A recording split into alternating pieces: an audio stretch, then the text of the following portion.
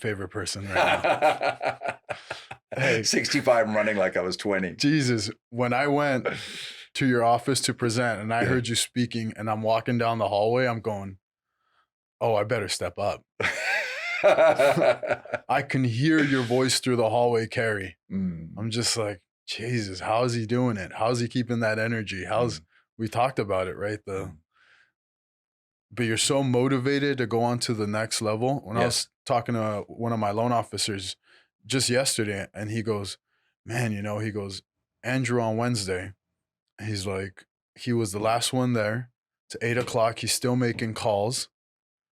He's like, there's only a few of us left. And this man who's got millions of dollars, who doesn't have to work another day in his life, is there leading from the front, making phone calls when he doesn't have to. And I go, no, he does have to. Because if he doesn't set the standard for everybody, then they're not going to follow. Exactly right. You have to lead from the front. I always used to love those Second World War movies. I know you guys don't watch them because you're too young, but I used to love them because it was always this charge. You were taking some hill and there was some cement bunker with guns in there and whatever. And the ones I liked was where the staff sergeant, whatever, was out front just running up that hill. And that's me. I don't think people follow unless they see you running out front. Yeah. Movie 300 comes to mind, right? 300 is a fantastic movie. That's exactly what I'm talking about. So look, we're entering recessionary times. Now, most people won't admit we're in recession until it's come all over the news. So now you're 3 months behind the 8 ball. I don't like to be behind the 8 ball. It hurts when the white ball hits. Yeah.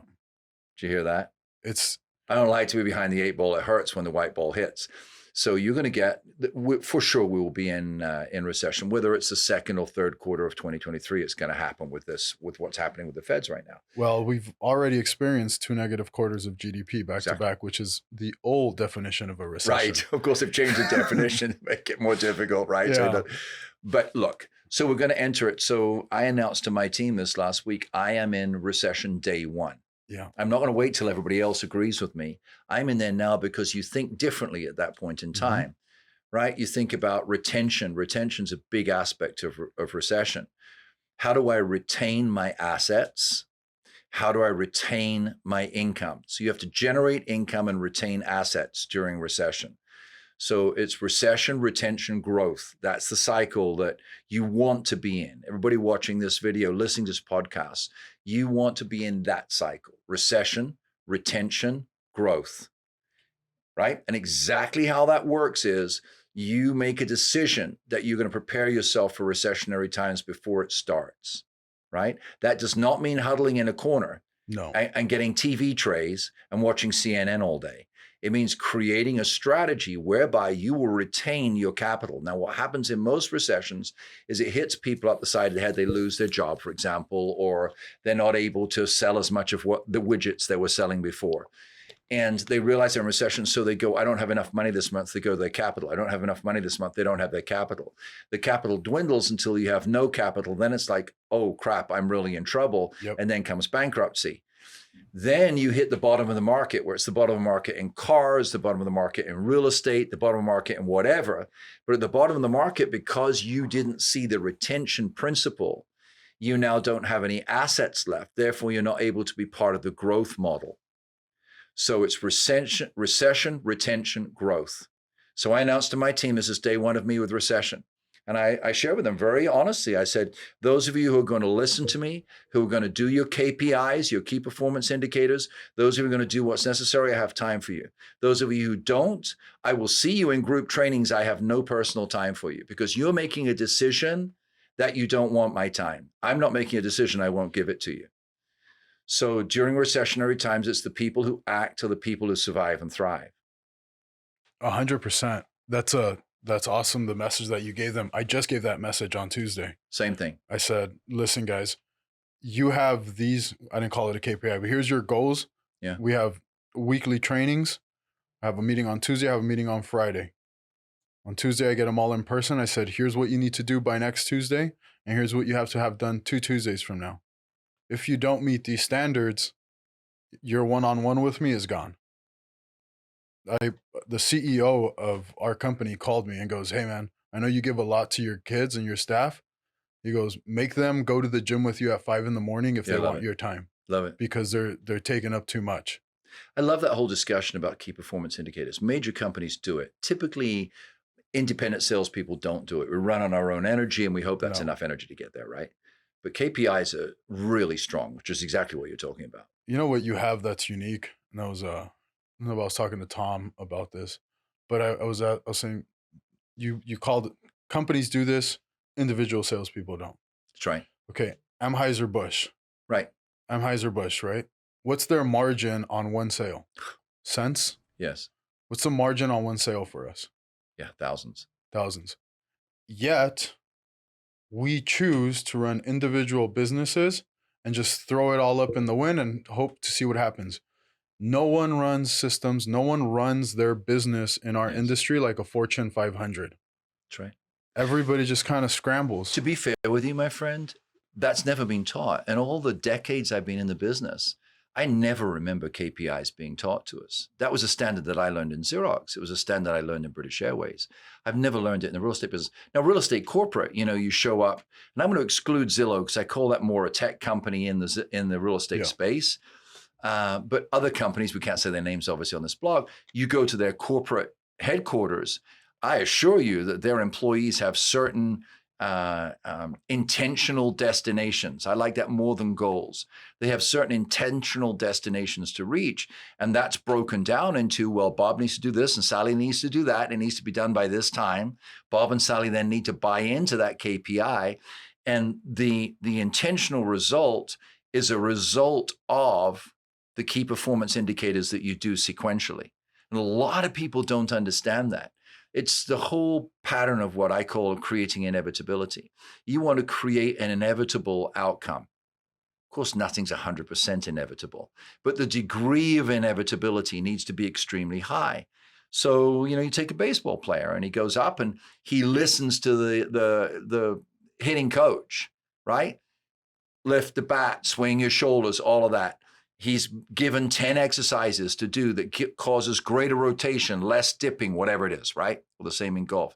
If he goes out and does that exercise repeatedly and has the skill, right? Does that exercise repeatedly, then when he goes out and up at bat, his stats are going to change. So he can't go up and go, I got to hit more home runs. He goes up and says, I've just done a whole week of not dipping my shoulder, rotating, hitting. Oh, there's a bull. Bam. He does what he's done 100 times. There's an inevitable result. He's going to hit more home runs. We're not taught that in the real estate business. We're not taught that in the loan business. We're just told, make calls, wear a badge. Hopefully your barista will buy a house one day. It's more by luck than by key performance indicators. And sure, wear a badge and maybe a barista will. But if you want to close 5 deals a week, you better know a lot of baristas. Yeah, 100%. I think that it is just so built on who you know and how lucky you can get that the people that you know are going to buy or sell a house, versus there's now a little bit of a change in the model. You're one of the drivers in our area that's saying, no, we're going to go buy the data. I think Robbins has a whole thing about this. Go buy your customer first until you build your database. Yep. We're going to buy the customers until we have enough of a database where we don't need to buy our customers, because now it's just about customer retention. There's been a lot of opposition in the realtor world towards Zillow and Realtor.com in recent years. And I see them as bringing fantastic benefit to our industry. I do a lot of blogs and a lot of things online and TikTok and whatever. Yeah. And you'd be amazed how many acrimonious things that people say, negative things towards real estate agents and so on, much like it is towards car salesmen. And frankly, a lot of it is well-deserved. They see these people as people who are kind of working part-time, who run out and want a bucket load of money for doing a pretty Facebook ad and closing a transaction. And I see the tech companies as bringing in these key performance indicators that frankly are targeted primarily towards the consumer. The consumer mentality today is, I want the product that I want. When I want it, I want you to take my order when I'm ready to give it, and I want you to deliver it to my house for free. It's called the Amazon principle, right? So they said, okay, fine, then we're going to put 1 million products out there and hold all of our dealers, if you like, accountable to making sure that that product is there. All right, without going too much into that detail. The idea is that it's not an idea. The reality of our world is you go online, you want a shirt that looks like that. You're going to look and you're going to say black shirts with a speck in it or whatever you say, right? Slim fit, da da da da. 10 of them come up, you filter through. That one's delivered in 7 days. That one could be delivered in 2 days. Good. I'm going out on the weekend. I need it for the weekend. Click on it in the cart. What's the price? Same as that. Fine. Go down to the fine print. You look at it. What's the thread? What's the product? What's the material? Where is it made? How reliable is it? Then you're going to go down and look at the reviews and see. Boom. Click. Order. If it's not there in 2 days, you're back online. Where's my product? Real estate is going to be exactly the same. Why don't the public deserve, when they spend $500,000 to have full access to what they can buy, how much it will cost them, what the loan will be, what the process is, what the status of their escrow is? They absolutely have that right. And what's happening with Zillow and Realtor.com is anybody who works with them, they give us key performance indicators that we must perform to. That idea of I'm going to wander into my real estate office at 11 and wander back out at 2 and make a call at 4, it's okay, but it's not customer oriented, it's realtor oriented. And that's why there's so much resentment in the general public, because they feel our industry is primarily oriented towards self-preservation, not customer preservation. So I believe in orientating a business towards customer preservation, not towards self-preservation. If you orientate a business towards customer preservation, then you will experience self-preservation. See, you flip the coin. Oh, I absolutely love that. There's not a ton of people who are willing to do that. It's okay. Because of the investment of time, and they've just been taught in this industry for so Yes. long. You are on a pedestal. You are X. You are Y. Mm-hmm. And everybody should. There's people within our industry that feel that the client is so lucky to have been working with them. Yeah. Whereas it's like, man, you're so lucky to have that client. Yes, absolutely. Yeah, we are deeply grateful for every client that comes in. Now, the big questions are, what's going to happen next? Yeah. What's going to happen to prices, et cetera? Yeah. I was, when I was in your presentation, I didn't get to my last slide, which was my key point. Sorry about that. We were so slammed. No, I know. And it was awesome. And thank you again for letting me do that. As I try to do more speaking in public, that was a great experience for me. So I truly appreciate that. And, one of the purposes of what I wanted to do was drive home why things were so expensive, right? And why I showed you guys the rates and I showed you guys the cost. Yes. From my perspective, we talk about the consumer right now and what they're experiencing. And it's important to give them the knowledge base of why not only is the home expensive, but why is the loan expensive, right? And then it goes all the way down into the treasury, the banks, the servicers. They're all over hedging on their product. As we go into this recessionary time with prices dropping and rates are really at a premium because they're so high. Historically, rates have been 3s and 4s. The servicing companies understand that their rate right now that they're issuing at 7% is a temporary hold. So typically how a servicing company is going to get their money back is through the repayment of the loan over time. They're the intermediate, the way you're the intermediate between the sellers and the client. I'm the intermediate between the buyer and the lender. The servicing company then becomes the intermediate between the client and the investor, between Fannie and Freddie and the borrower. They're the ones who are distributing the funds. They're collecting the payment, making sure the investor's getting their money back. Now, they make their split off of continuing to collect payments. Right, exactly. Because the rates are 7 and potentially in a year, or in my prediction, about 18 months, rates are going to come back down from the 7s, 8s. I think we hit 8s in like a month. You're going to start to see rates in the 3s. So what happens to those loans? They're gone because they're going to the borrower's going to refinance, or they're going to sell, or they're going to do something, but something's going to happen along with the potential that people are going to start losing their houses soon. All these loans are now going to just wash away. So the servicing companies have to add their split, their profit on the front end. So it makes it damn near impossible for us, the lenders, to go out into the marketplace and go to a borrower and say, hey, you can get this, 6.5% rate without paying points because the servicing company has released their mortgage coupons with a premium so that they can make their money back. I think you have some interesting points on why we're in a recession and what's happening with inflation.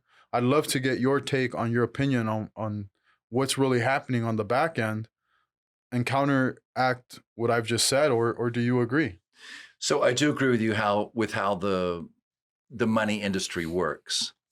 I'm definitely not a sort of anti-Big Brother type personality. I'm much more of a practical type of person. However, in my opinion, what each recession that I've been in is about is exactly this. The banks want their money back. So somewhere in that mix between the banks, the government, and the Fed, because everybody's got their hand in that pot, right? There's reasons everybody wants to control that pot.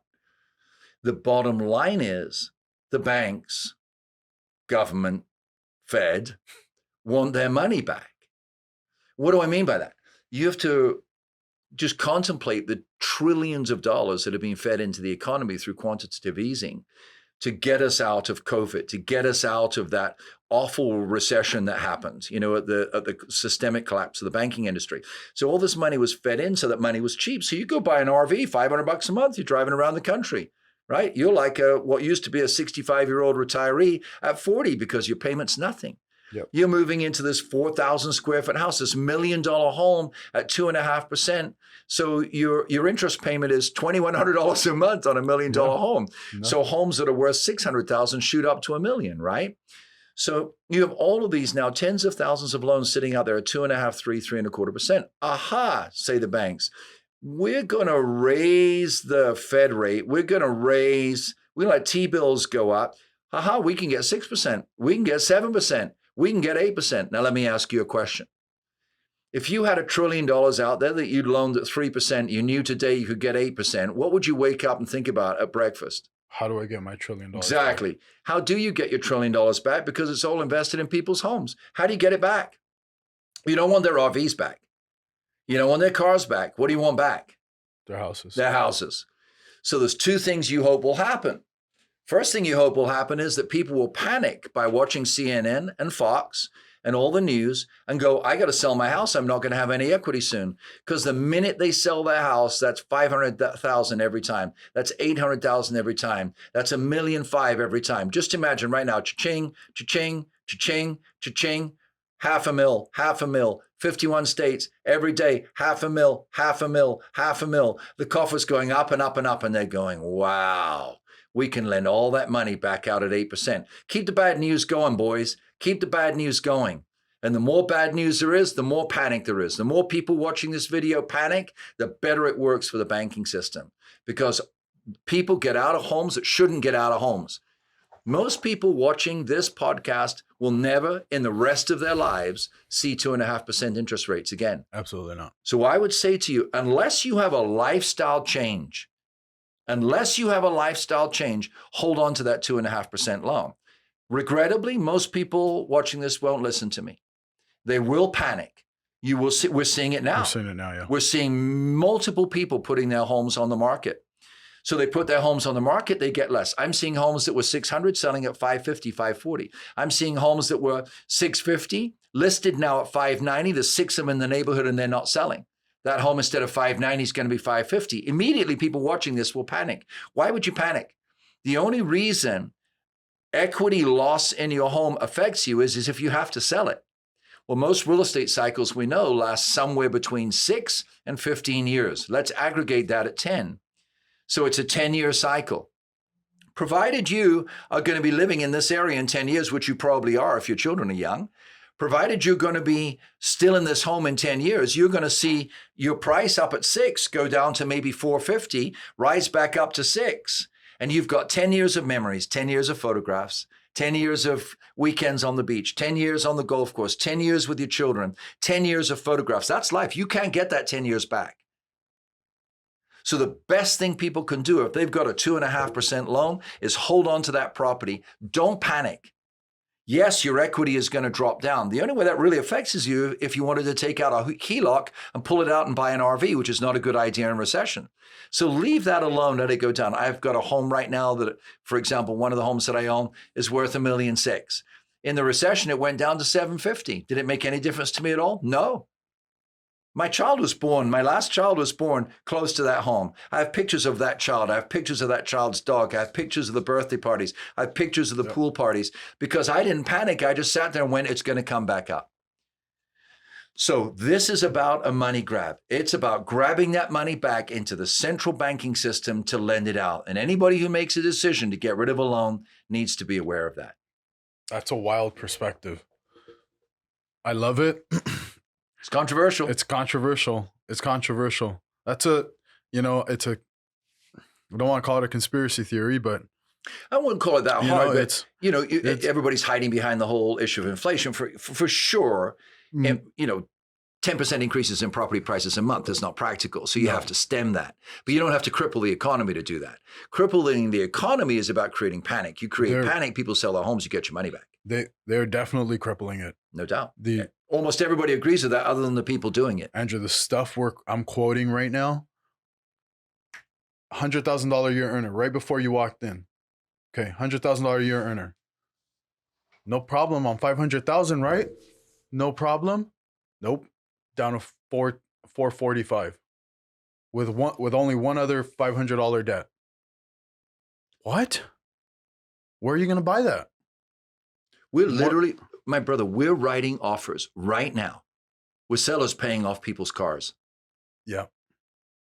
And you just taught us a tool in that just a week ago to a whole room full of people. You pay off somebody's car because that car is at a much higher interest rate. Mm-hmm. Plus it's paid off for a shorter period of time. Mm-hmm. So it's $600 a month. They're buying a $500,000 house. $600 a month makes an enormous difference on their debt. Right. 80 grand in their debt to income ratio. So we now have multiple agents writing offers where sellers are paying off their cars so that they can qualify for more, even at the higher interest rate. 100%. Now they get rid of consumer debt. They have a mortgage higher than they wanted, but they got rid of all their consumer debt. What did I say? Recession, retention, growth. I love that.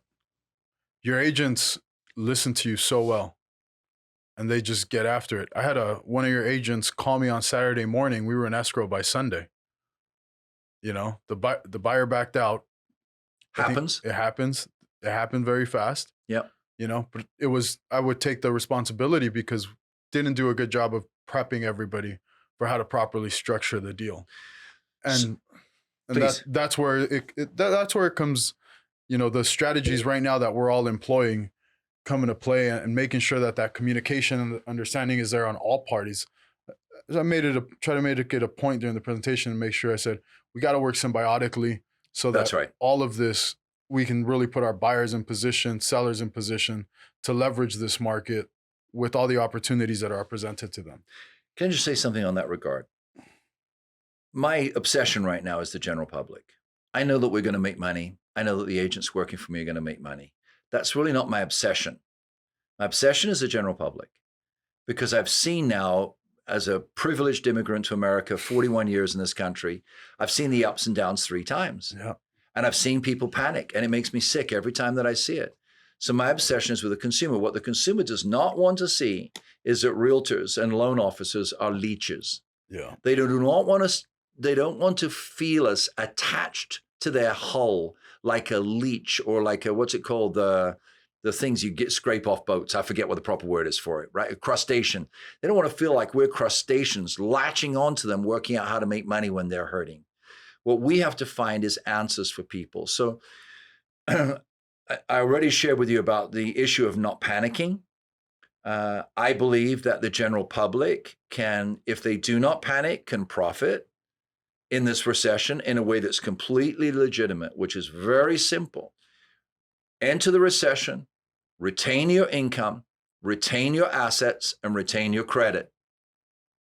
When it hits the bottom, you can now go for all different types of loans because at the bottom, banks will go, okay, we got our money back. We've also got a bunch of houses that we don't want. Mm-hmm. And remember, if those aren't foreclosed, the banks still have that 2% loan committed to that house. So now they're going to want the short sales to be sold. Why? Not to protect the homeowner, but to get the money back, right? So what I'm trying to say is when it hits that brilliant. bottom, when it hits that bottom, the folks watching this want to be able to create money that will set them up for the rest of their life. 10-year cycle, hit the bottom at 5. If you have retained income, if you have retained your credit at the bottom of 5, you will be able to put money together, even if it's just you and relatives, to buy 1, 2, 3 homes at a third the price or half the price they are today. It will come back up because the market always has in the last 100 years in the state of California. The market will come back up and you will pretty much add 30, 40% to your net worth when it comes back up again. You do that 3 or 4 times, you're set with retirement. You don't have to work in a job you don't want to work in for 65 years. You can do it. I watch multiple people do it, including myself, in a 6-year cycle. So retain and grow from the bottom. It's that growth from the bottom. Sadly, most people panic. They've lost their credit, given up their home, spent the money, hits the bottom. And I would ask everybody watching this right now, how many of you wish you'd bought 10 houses in 2011? So if you retain your credit, your assets, as much capital as you can, then when it's at the bottom, you will be able to buy. And the very manipulation the banks are doing to get their money back, you can benefit from it as well as them. Or you're going to be a loser to the banks again. That's wild. I absolutely love it. You think we're headed for 4 or 5 years of this? Look, this is personal belief. I'm not an economist, right? I'm just a guy who's seen this for 41 years in America. That might be worth more. Personal belief system is that we will see a decline in prices somewhere around 4 years. 4 years? And then usually it's a couple of years at the bottom while it steadies out. And then what happens? Hey, what does happen? So let's run those years out from now. It's 2022, 2026, things have stabilized, 27, 28, it's the bottom. And then things start to tick up again. What happens right then? What happens at that point? The really smart guys with lots of money, and I could name you 3 hedge funds. One hedge fund I bought 311 properties for in 1 year in the last recession. Fact. From Sacramento to Chula Vista. What happens is that bottom, corporate money gets together, and here we go again. They go, we're at the bottom. While everybody else is panicking, while everybody else is sitting in the corner with TV trays, watching CNN, they go, it's the bottom. They put together funds, 10 million, 50 million, 100 million, and they buy those properties. And then it starts to tick back up. The Chinese Airlines gets full. Because watching from overseas, the businessmen then go, okay, the English markets, the American market, or the English market, by the way, is at the bottom right now. Let's put together $100 million, $200 million. Over that money comes, and suddenly, and I remember it in 2011, I cannot believe how many Chinese investors are buying property. Am I saying that's bad or good? It's got nothing to do with race. It's got to do with economic fact. So people watch this and they go, but I can't be that person. I can't put together 100 million. Yeah. But you can retain your assets right now.